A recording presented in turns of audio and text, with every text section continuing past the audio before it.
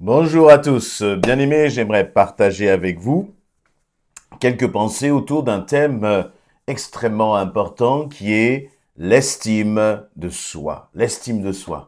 Vous savez, lorsque parfois on passe par des moments difficiles, par des moments d'échec, et cela peut arriver dans tous les domaines de notre vie, ça peut être dans le cadre des études, ça peut être dans le cadre du travail, donc de sa vie professionnelle, dans sa vie familiale aussi.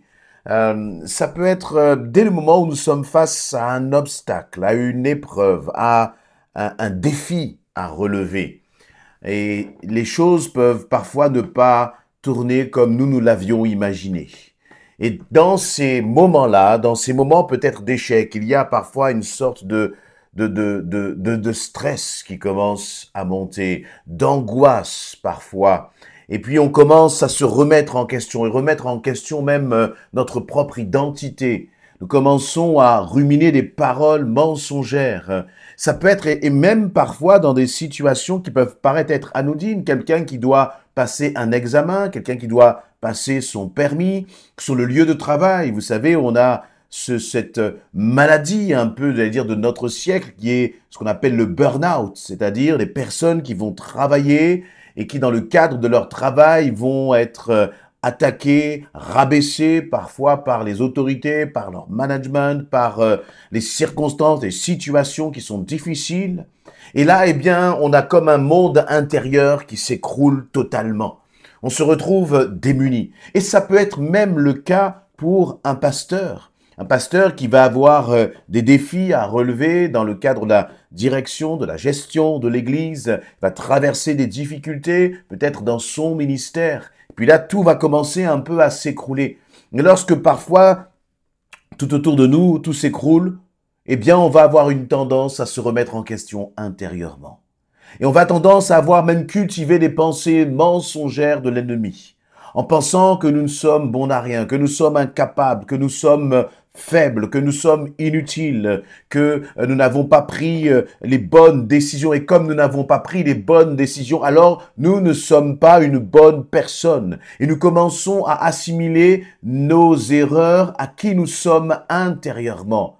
Et là, eh bien, il y a des profondes blessures qui commencent, il y a des failles immenses qui commencent à se créer au plus profond de nous-mêmes. Ça peut être un père vis-à-vis de ses enfants ou une mère, quand ils commencent à voir que leurs enfants ne prennent pas la bonne direction, ils commencent à tout remettre en question et à se remettre eux-mêmes en question en tant que parents, en tant que capacité à éduquer leurs propres enfants. Et en pensant à cela, eh bien, j'ai repensé à cette idée d'être racheté à un grand prix. Tu as été racheté à un grand prix. Tu as de la valeur. Je vous invite à lire un passage dans 1 Corinthiens, chapitre 6, au verset 14. 1 Corinthiens, chapitre 6, au verset 14. J'ai sous les yeux la version Louis II.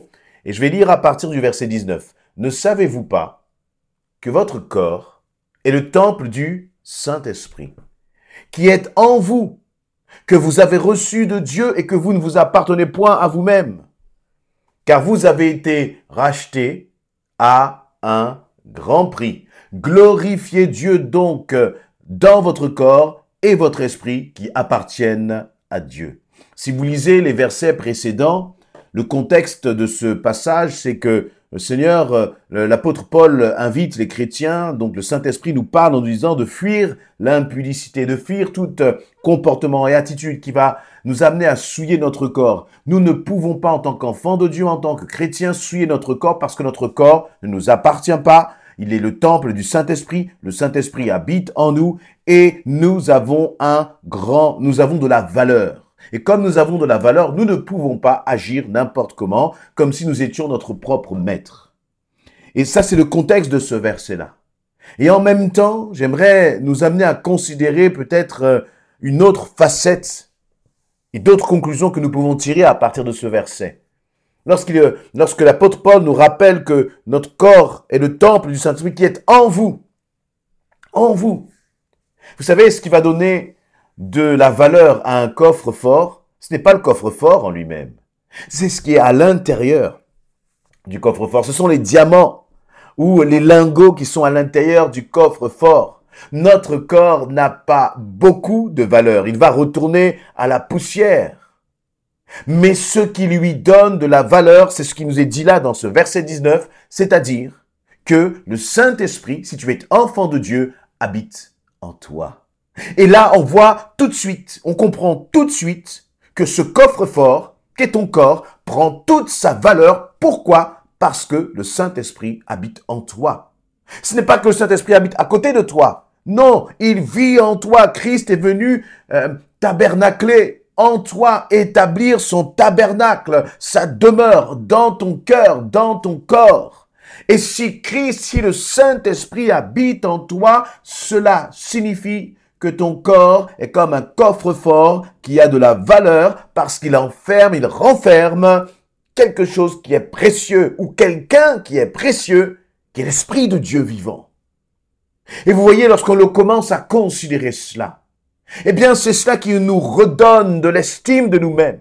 Et plus encore, il nous est dit, vous avez été rachetés à un grand prix. Ma valeur, ta valeur ne dépend pas de tes actes.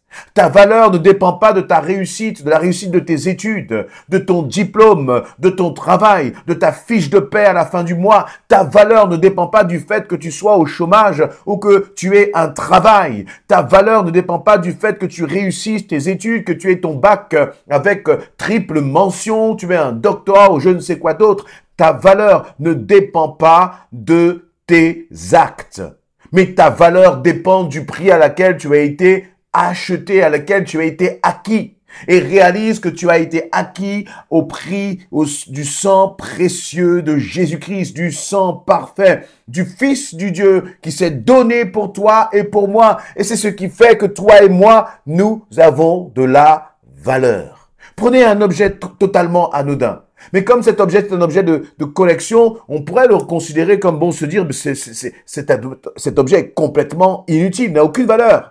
Mais il y a des personnes qui seront prêtes à payer des sommes extraordinaires pour acquérir cet objet. Et ce sont les sommes que ces personnes vont être prêtes à payer qui va faire de cet objet un objet de valeur. C'est la même chose pour toi. Pour ton identité, c'est que Christ a payé pour toi. Et c'est ce qui fait que, compte tenu du prix qui a été payé, que tu as de la valeur. Alors, peu importe tes échecs. C'est vrai que nos échecs, cela ne réjouit personne. Cela nous atteint même parfois profondément. Il y a eu des moments parfois où, face à mes échecs, j'ai commencé à remettre beaucoup de choses en question. J'avais même envie à un moment j'avais presque perdu le goût de la vie. Ça n'a pas duré longtemps. Mais vous voyez, il y avait quelque chose de profond en moi qui était comme cassé. Mais en tournant les regards vers le Seigneur, j'ai repris la paix. J'ai repris comme espoir. J'ai réalisé que c'est comme si les mensonges de l'ennemi avaient été balayés quand j'ai retourné à nouveau mes regards vers l'Éternel. N'écoute pas ce que disent les autres. N'écoute pas les mensonges que toi-même tu es en train de cultiver à ton égard. Et vous voyez, lorsque nous commençons à cultiver ces pensées, justement, que nous avons un problème avec notre estime de soi, eh bien, on commence à entrer dans un cercle là qui est complètement destructeur. Un cercle de pensées qui nous amène dans les pensées les plus sombres et qui nous éloigne totalement de la vérité, c'est que nous avons été rachetés à un grand prix. 1 Corinthiens, chapitre 6, verset 20, répète-toi cela pour toi-même, ta propre pensée, pour ton âme, pour ton esprit. Tu as été, redis-le, j'ai été racheté à un grand prix. Et c'est ce qui fait ma valeur. Et ma valeur ne dépend pas de mes capacités, non. Ma valeur ne dépend pas du regard des autres, non. Ma valeur dépend du prix, ta valeur dépend du prix auquel tu as été racheté. Et Christ t'a aimé, Christ m'a aimé le premier. Avant que nous n'ayons fait quoi que ce soit, il nous avait déjà aimés avant la fondation du monde. Alors j'espère que cette pensée et cette parole, elles te renouvellent, elles te font du bien.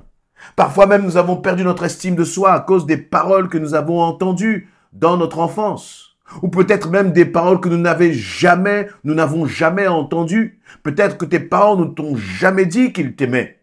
Mais au-delà de ce que tes parents t'ont dit ou pas dit, au-delà de ce que ton entourage, de la façon dont ton entourage a agi à ton égard ou pas, Dieu t'a aimé avant la fondation du monde. Il t'a aimé à tel point que pour toi, il a donné son Fils unique afin que tu sois sauvé, afin que tu sois restauré, afin que tu sois relevé, afin que tu sois totalement rétabli dans ton identité. Et finalement, notre estime de nous-mêmes, notre estime de soi ne dépend pas de nous. Voyez, l'homme dans ce monde essaye de construire une estime de soi à force d'efforts, à force de sacrifices, à force de réussite, à force peut-être même de galons qu'il va commencer à mettre là sur son épaule en regardant, en disant moi. Surtout dans notre société du m'as-tu vu. Voyez, ton estime de soi ne dépend pas du nombre de likes que tu auras. Je vais même vous dire une chose. La qualité des messages que je partage ne dépend pas du nombre de likes que j'aurai. Non, ça dépend simplement du fait, Seigneur, est-ce que tu parles ou non à travers ces messages? Et c'est ce qui va compter au final. Afin que dans notre estime de soi, la gloire ne revient pas à nous-mêmes. Voyez ce que j'ai fait, voyez ce que j'ai dit, voyez ce que j'étais capable d'accomplir. Cela n'a aucune valeur. Parce que si c'est cela qui fait ta valeur, alors tu es en danger. Parce que ces choses-là, elles sont passagères. Le héros d'hier est le zéro d'aujourd'hui. Hier, vous étiez quelqu'un peut-être de vu et de reconnu. Mais aujourd'hui, nous ne sommes plus personne et nous pouvons descendre bien bas aux yeux de cette société. Hier, on pouvait être un grand pasteur et puis aujourd'hui, là, l'âge avançant, tout le monde nous oublie. Donc cela n'a aucune importance. Et donc en tant qu'enfant de Dieu, la seule chose sur laquelle nous devons nous appuyer, c'est sur le fait que nous sommes le temple du Saint-Esprit. Et cela, ça va rester jusque dans l'éternité. Si tu t'accroches à Jésus-Christ, personne ne pourra t'enlever cette valeur. Personne ne pourra venir dérober ce qui est précieux dans le coffre fort que tu es. Mais pour cela, il faut veiller sur notre relation, sur notre intimité avec Christ, parce que c'est cela qui nous enrichit, c'est cela qui nous rend riches, c'est cela qui te donne de la valeur. Ce qui te donne de la valeur, c'est ton obéissance à Christ, ta façon de marcher avec Christ, ton intimité avec Christ. Ce qui te donne de la valeur, c'est que tu puisses soigner, prendre soin de ce qui est à l'intérieur là, et qui s'appelle le Saint-Esprit. Mon ami, mon frère, ma sœur, tu as de la valeur parce que tu as été racheté à grand prix. Et de cela, tu peux t'en réjouir. Quel que soit encore ce que tu traverses, finalement, ton estime de soi ne dépend pas des circonstances, mais elle dépend de qui se trouve dans ce précieux coffre-fort qu'est ton cœur. Et vous voyez, là aussi, il ne faut pas confondre cette estime de soi à une sorte d'orgueil, de vanité, le moi, je m'occupe de moi, je ne m'occupe que de moi. Non, la réalité, c'est que les personnes qui font cela et qui ont cette attitude sont des personnes qui sont fragiles. Parce que l'humain est fragile. Vous voyez, nous pouvons jouer parfois les gros bras, nous pouvons jouer les hommes et les femmes sûrs d'elles-mêmes, même dans le domaine de la foi. Mais pourtant, la parole nous dit, toi qui es debout, prends garde de ne pas tomber. Prends garde de ne pas tomber. Et donc, nous pouvons même nous décevoir dans beaucoup de domaines de nos vies. Mais par contre, si nous nous attachons à Christ, si nous nous attachons au Saint-Esprit, nous devenons alors des hommes et des femmes solides, bâtis, qui bâtissent leur vie sur le roc. Amen.